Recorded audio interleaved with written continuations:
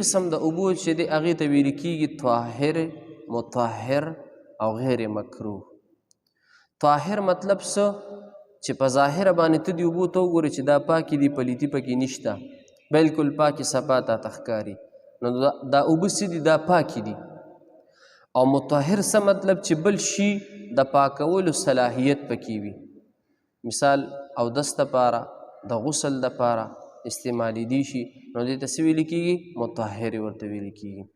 او دا کومې اوبه دي؟ دا هغه اوبه دي چې عام مطلق عام استعمال لپاره چې کومې اوبه موږ استعمالوو، دا هغه اوبه دي، لکه د کوي اوبه شولې، د بور اوبه شولې، د غټ نهر اوبه شولې، نو دا پاک هم دي، پاکونکي هم دي او مکروه هم نه دي.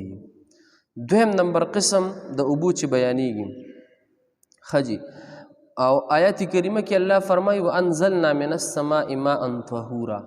قرآن کې الله فرمایي وایي موږ د اسمان نه ستاسو دپاره انسانانو پاکې صفا اوبه نازلې کړي دي.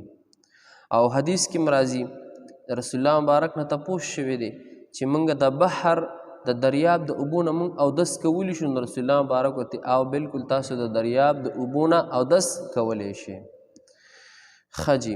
نو د سمندر اوبه په خپله هم څه دي؟ پاکې دي، او بل شي هم پې څه دی؟ د پاکولو صلاحیت پکې موجود دی. دغه شان د کوي اوبه په خپله هم پاکې دي، او د بل شي د پاکولو صلاحیت پکې موجود دی. ښه جي. دویم نمبر قسم چې دی وطاهر مطهر مکروه. طاهر هم دي، مطهر هم دي، خو مکروه دي. نو هغه وهو ما شرب منه الحرة ونحوها وکان قلیلا. الکه دویم نمبر قسم چې بیانېږي چې په ظاهره ورته ته ګورې نو دا اوبه بلکل پاکې صفا وي، په ظاهره ورته ته ګورې اوبه بلکل پاکې صفا دي، خو بل شی څه دی؟ پاکونکي هم دی، یعنی بل شی هم پې پاکېږي چې ته پې اودس کې، که ته پې غسل کې، که ته پې جامې وینځې، نو د هغې د پاکولو صلاحیت پکې موجود دی، خو مکروه. لومبی قسم که تاسو ته یاد وي هغه غیر مکروه. دا قسم چې دی دا مکروه دی، مکروه دی. نو دا کومې اوبه دي؟ وهو ما شرب منه الحرة، چې هغې نه څکلي وي پیشو. تا مثال بالټۍ ایښودی دی، اوبو ډک دی، پیشو راله له خولې پکې ووهله، جوټه یې کړې دا اوبه، نو دا چې دا کومې اوبه دي پیشو جوټه کړلې، نو دا په ظاهره خو تا ته بلکل پاکې ښکاري، پاکونکي هم دي، لیکن مکروه دي. خبره باندې پوه شوې؟ او حدیث مبارک کې راځي عن ابي هريره رضي الله تعالى عنه عن النبي صلى الله عليه وسلم قال يغسل الإناء إذا ولغ فيه الكلب 7 مرات أولاهن وأخراهن بالتراب وإذا لغت فيه الحرة غسل مرة.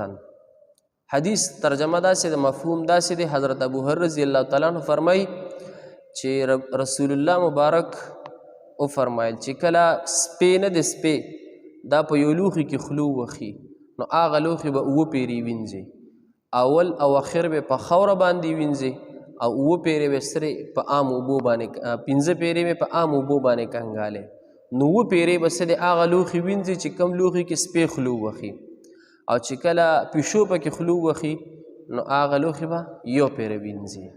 نو حدیث نه دا معلومه شوله چې د پیشو جوټه مکروه ده، د پیشو جوټه مکروه ده، او د سپي جوټه څه دی؟ دا حرامه ده. په خبره باندې پوه شوې؟ نو چې کله داسې اوبه موجود وي او نورې اوبه نه وي چې هغه پیشو جوټه کړې وي، نو ته دغه اوبه په ظاهره خو تا ته پاکې ښکاري چې بلکل دا څه دي؟ دا پاکې دي، او مطهر هم دي، بل شی پې پاکېږي هم، ته پې اودس هم کولی شي، غسل هم پې کولی شي، خو مکروه دي. په خبره باندې پوه شوې؟ ښه جي. دریم نمبر قسم وطاهر غیر مطهر وهو مستعمل لرفع حدث او لقربة كالوضوء على الوضوء بنیة. دریم نمبر قسم چې د اوبو بیانېږي هغه دا دی چې اوبه پرتې دي، اوبه تا پې اودس چرندام وکړلو، چرندام دې پې وکړلو، او دا اوبه بیا تا جمع کړې په یو لوښي کې، د چرندام اوبه تا په یو لوښي کې جمع کړې، نو د چرندام اوبه چې تا په یو لوښي کې جمع کړې چې ته په ظاهره باندې ګورې تا ته پاکې ښکاري، لیکن دا مطهرې نه دي، دا پاکونکي نه دي، په دې کې هغه صلاحیت نشته اوس د پاکولو، ځکه چې دا استعمال شوي دي. دې ته ویل کېږي مای مستعمل. مای مستعمل چې استعمال شوي اوبه وي، یا دپاره د اودس، یا ستا اودس او د پاسه د اودس د پاسه د بل اودس وکړلو، نو دا چې دا کومې اوبه استعمال شي نو دا په ظاهر کې تا ته پاکې ښکاري، طاهرې دي لیکن مطهرې نه دي. د بل شي د پاکولو صلاحیت پکې نشته. نن 3 اقسام موږ د اوبو ویل، 2 به انشاءالله بیا سبا وایو. یو دا چې طاهرې دي، مطهرې دي، غیر مکروه دي. طاهر څه مطلب؟ چې پاکونکي دي، چې پاکي دي، په ظاهره ته ګورې پاکي دي. مطهر څه مطلب؟ چې پاکونکي دي، بل شي د پاکولو صلاحیت پکې شته او مکروه هم نه دي. نو دا کومې اوبه دي؟ دا د عام اوبه دي چې موږ د بور وغیره د کوي د نهر دا موږ استعمالو، یا د اسمان اوبه. نو طاهر هم دي، مطهر هم دي، غیر مکروه. نو دا هغه اوبه دي چې کومې عام اوبه، مطلق اوبه چې ورته ویل کېږي. دویم نمبر قسم چې هغه طاهر دي، مطهر دي، مکروه دي. دا هغه اوبه دي چې کله پیشو پکې خلو وخي، د پیشو جوټه دا مکروه ده.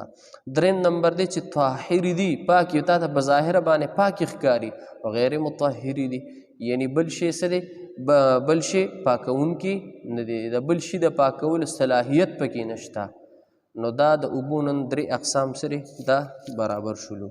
او چې د بل شي د اوبو د بل شي د پاکولو صلاحیت پکې نشته، نو دا هغه اوبه دي چې کومې اوبه استعمال کړي شي د پاره د اودس، یا د پاره د څه د غسل وغیره، او هغه اوبه تا جمع کړلې په یو لوښي کې، د اودس اوبه تا په یو لوښي کې جمع کړلې، نو په ظاهره دا تا ته پاکې ښکاري، او د بل شي د پاکولو صلاحیت پکې نشته.